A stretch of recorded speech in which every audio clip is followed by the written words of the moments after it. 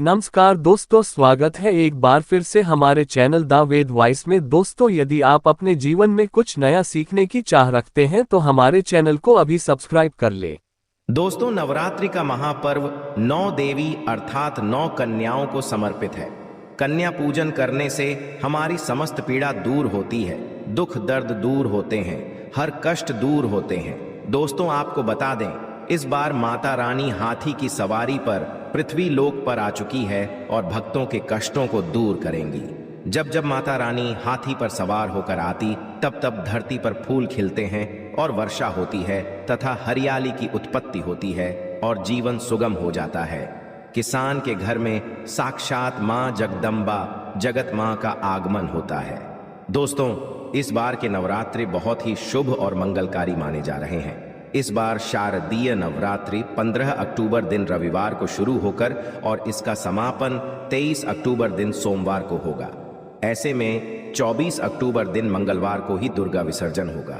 जो लोग माता रानी की स्थापना करते हैं, मूर्ति स्थापना करते हैं, लोग 24 अक्टूबर दिन मंगलवार को विसर्जन करेंगे। दोस्तों, नवरात्रि की अष्टमी और नवमी तिथि पर कन्या पूजन का विधान है। इस बार महाअष्टमी तिथि 22 अक्टूबर 2023 यानी कि इस दिन रविवार है और नवमी तिथि 23 अक्टूबर 2023 दिन सोमवार को है। ऐसे में आप अष्टमी और नवमी को इन दोनों तिथियों में कन्या पूजन अवश्य ही करें। कन्याओं को भोजन अवश्य खिलाए। शास्त्रों में 9 दिनों के नवरात्रि को बहुत ही शुभ और मंगलकारी माना जाता है और वही 8 दिनों के रात्रि को अच्छा नहीं माना जाता। ऐसे में 10 दिनों के नवरात्रि बहुत ही शुभ माने गए हैं। शास्त्रों के अनुसार नवरात्रि के दिनों में माता रानी का पूजन करने से, कन्या पूजन करने से मां अभय वरदान प्रदान करती है। कुंडली में जो कष्ट होते हैं उन्हें ठीक कर देती है। श्रीधर की तरह ही सच्चे हृदय वाले व्यक्ति के सभी कष्टों का निवारण मां शीघ्र ही करती है। मां की उपासना से विनम्रता का विकास होता है। सभी कष्ट, दरिद्रता, दुख, कष्ट नष्ट हो जाते हैं। माता रानी का व्रत और पूजन किया जाता है, किंतु नवरात्रि के दौरान सबसे ज्यादा महत्व होता है कन्या पूजन का। दोस्तों, कन्या रानी जो होती है फूल की पंखुड़ियों की तरह नाजुक होती है। कन्या पूजन सर्वोप्रिय है, श्रेष्ठ है। कन्या के रूप में स्वयं जगदम्बा देवी माता वैष्णो 9 देवियां अर्थात समस्त ब्रह्मांड इनके शरीर के कण कण में वास करते हैं। बहुत कम लोग जानते हैं 33 कोटि देवी देवताओं का वास होता है कन्याओं के मस्तक पर। कन्या छोटी हो चाहे बड़ी हो, वह सदैव पूजनीय है, मां के समान मानी जाती है। दोस्तों, माना जाता है व्रत और उपासना से माता रानी इतना प्रसन्न नहीं होती है जितना कि कन्या पूजन से होती है। नवरात्रि में छोटी छोटी कन्याओं को माता रानी का स्वरूप माना जाता है। कन्याओं को भोग लगाया जाता है, उन्हें प्रसन्न किया जाता है और बदले में आशीर्वाद मांगा जाता है। कन्याओं को प्रसन्न करने के लिए गिफ्ट वगैरह दिए जाते हैं। माना जाता है यदि कन्याओं को भेंट दी जाए और वो उसे खुशी खुशी स्वीकार कर ले तो इसका मतलब है माता रानी अर्थात माता वैष्णो ने वो भेंट स्वीकार कर ली। जिन पर कन्याएं प्रसन्न होती है तो समझो उन्हें माता रानी का आशीर्वाद मिल गया और माता रानी की कृपा से उन्हें मुंह मांगा वरदान प्राप्त होता है। कन्या पूजन कोई मामूली पूजन नहीं होता। समस्त ब्रह्मांड में जो पूजा होती है उनसे बढ़कर कन्या पूजन को माना जाता है। 10 बार गंगा स्नान करने से और 100 बार यज्ञ करने से तथा 1000 बार यात्रा करने से जो पुण्य मिलता वह मात्र एक बार कन्या पूजन करने से करोड़ों गुना भक्त को मिल जाता है, प्राप्त हो जाता है। दोस्तों, इसीलिए कहा जाता है कि कन्याओं को सताना नहीं चाहिए, इससे समस्त ब्रह्मांड हिल जाता है। कन्याओं की जितनी सेवा की जाए कम ही होती है। कन्याएं कोई मामूली नहीं होती। कन्या के रूप में स्वयं उनके मस्तक पर विराजमान होकर स्वयं देवी चलकर आपके घर तक आती है। नवरात्रि में 2 साल से लेकर 10 साल तक की कन्या का पूजन होना चाहिए। अष्टमी अथवा नवमी को कन्याओं के धोकर भोजन कराना, उपहार आदि देना श्रेष्ठ माना जाता है, दुर्लभ माना जाता है। ऐसा मौका कभी हाथों से नहीं जाने देना चाहिए। इस दिन जितना ज्यादा हो सके कन्याओं को हाथ पकड़कर, पैर पकड़कर अपने घर तक लेकर आए। दोस्तों, वीडियो में आगे बढ़ने से पहले आप अपनी राशि भी कमेंट बॉक्स में अवश्य डाल दीजिएगा। यदि हमारे पास कोई उपाय होगा तो वह आकर हम आपके कमेंट के रिप्लाई में बता देंगे। कोई भी राशि के अनुसार यदि उपाय करता है तो माता वैष्णो बड़ी प्रसन्न होती है और ऐश्वर्य करती है, मालामाल बना देती है। इसीलिए राशि कमेंट में अवश्य छोड़ें और हाँ, माता को एक लाइक अवश्य करें। लाइक करने में कंजूसी ना करें। दोस्तों, कैसे करें कन्याओं का स्वागत? कन्या जब आपके घर आए तब सभी के पैरों को दूध और पानी से उनके पैरों को धुलाना चाहिए। खासकर मर्दों को कन्याओं के पर आवश्यक धोने चाहिए। इससे मैया वैष्णो प्रसन्न होती है। दोस्तों, फिर उसके पश्चात कन्याओं को किसी साफ जगह पर जमीन पर कपड़ा बिछाकर बैठाना चाहिए। उनके माथे पर अक्षत फूल और लगाना चाहिए। फिर उसके पश्चात भोजन ग्रहण करवाना चाहिए। किंतु हमेशा याद रहे, कन्याओं की थाली में 3 पूरियां कभी ना रखें। इसे शुभ नहीं, घोर अशुभ माना जाता है। 3 पूरियां तथा 3 रोटियां मरने वाले व्यक्ति के लिए निकाली जाती हैं और जेल में कैदियों के लिए दी जाती हैं। ऐसे में कन्याओं को उनकी थाली में 3 पूरी कभी ना दें, किंतु 1-2 करके पूरियां दे सकते हैं। इससे 3 संख्या बढ़ जाती है और दोष भी नहीं लगता। दोस्तों, कन्याओं को खाना खिलाने के पश्चात अंतिम में कन्याओं के सर पर लाल चुनरी उड़ाना चाहिए और भोजन में आपको खीर, पूरी, हलवा, चना तथा आलू की सब्जी, छोले वगैरह की सब्जी खिलानी चाहिए। पनीर आदि भी खिलाया जा सकता है।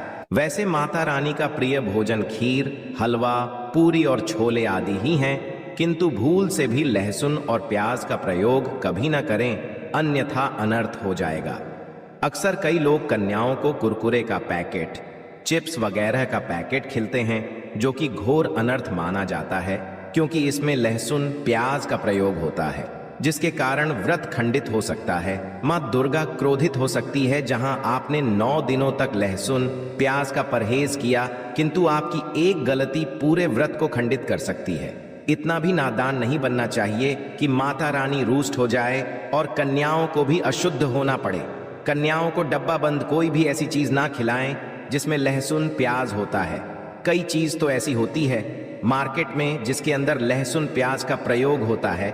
ऐसा आप कभी मत करना। दोस्तों, कई लोग कन्या पूजन में खाना घर पर नहीं बनाते और रेडीमेड लाकर ही खिलते हैं तथा दही जलेबी खिलाते हैं, जो कि शुभ नहीं माना जाता। दोस्तों, ऐसा खाना वो लोग खिलाते हैं जिनके घर में मान लीजिए कोई दुर्घटना आदि हो गई है या घर में कोई बीमार है या कोई मुसीबत है, तब वो ऐसा करते हैं। किंतु यदि आप स्वस्थ हैं, आपको कोई पीड़ा नहीं है, तो ऐसा भूल कर भी नहीं करना चाहिए।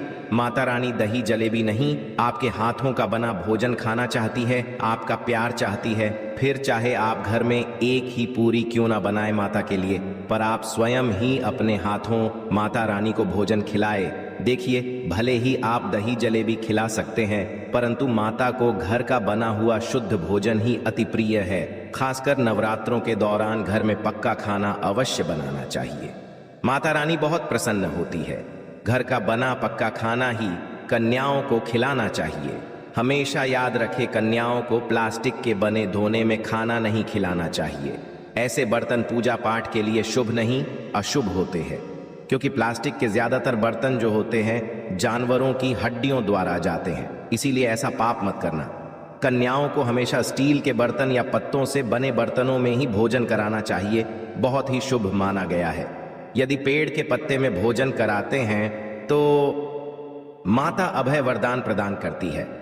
दोस्तों, एक और बात हम आपको बताने वाले हैं कि यदि नवरात्रों के समाप्त होने के पश्चात यदि बीच में कन्या पूजन में शुक्रवार का दिन पड़ जाए तो कन्याओं को कोई भी खट्टी चीज नहीं खिलाना चाहिए, क्योंकि शुक्रवार का दिन माता संतोषी को समर्पित होता और माता संतोषी नवरात्रों के दिनों में सक्रिय अवस्था में होती है, यानी वो भी 9 देवियों के साथ में आपके घर में आती है। इसीलिए कन्याओं को भूलकर भी शुक्रवार का दिन यदि पड़ जाए तो खट्टी चीज घर में नहीं बनाना चाहिए और कन्याओं को भी खट्टी चीज नहीं खिलाना चाहिए। घोर पाप लगेगा आपका किया कराया, सब बरपश्चात हो सकता है। खट्टी चीजों से माता संतोषी रुष्ट हो सकती है, चिढ़ सकती है, आपको श्राप दे सकती है। इसीलिए नादान न बने। दोस्तों, भोजन कराने के पश्चात कन्याओं की थाली में एक लौंग जरूर रखना चाहिए, क्योंकि लौंग देवी शक्ति तथा दुर्गा मां को बहुत प्रिय है। लौंग माता शक्ति का प्रतीक होती है। लौंग में नवदुर्गा का वास होता है। इन 9 दिनों में माता रानी को लौंग का भोग ही लगाया जाता है। तो खाना खाने के पश्चात कन्याओं को लौंग अवश्य अर्पित करें। माता रानी को अमृत से बढ़कर लौंग प्रिय है, इसीलिए कन्याओं को थाली में चुपचाप एक लौंग जरूर रख दें, आपका भाग्य चमक जाएगा। माता आपके जीवन में धन की कोई भी कमी नहीं होने देंगी। दोस्तों, आपको बता दें कन्याओं को उपहार में क्या दें। कन्याओं को खुश करने के लिए उनकी थाली में दक्षिणा डालें, ताकि आपके घर में संपन्नता बनी रहे तथा धन की कोई भी कमी ना हो। कन्या जब आपके घर से खुशी खुशी धन लेकर जाती है तो वह भी आपको खुशी खुशी कई गुना आपको धन प्रदान करती है। इस समय कंजूसी मत करना, खुशी खुशी कन्याओं को धन अवश्य देना। कन्याओं को कोई सुंदर गिफ्ट दे सकते हैं। शास्त्रों में बताया जाता है कि जितना खुश होती है माता रानी, उतना ही जल्द फल की प्राप्ति प्रदान करती है। ऐसे में आप कन्याओं को चॉकलेट बॉक्स दे सकते हैं तथा खूबसूरत कपड़े दे सकते हैं। याद रहे काले कपड़े ना दें और स्टील के बर्तन भी गिफ्ट के तौर पर दे सकते हैं। याद रहे कि कन्याओं को लोहे का कोई भी सामान नहीं देना चाहिए, नहीं तो राहु केतु का प्रभाव आपके जीवन में प्रवेश कर जाएगा। राहु काल तथा राहु दोष आपको लग जाएगा, आप बरपश्चात भी हो सकते हैं।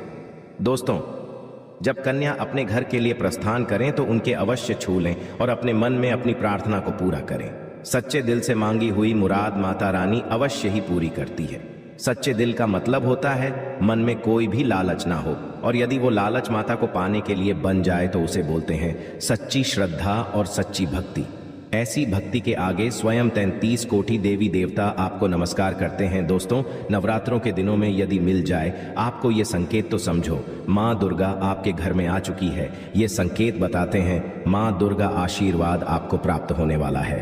तो आइए शुरू करते हैं दोस्तों। पहला संकेत, जब आप कलश स्थापना करते हैं तो जौ से निकली हरियाली बहुत ही शुभ मानी गई है।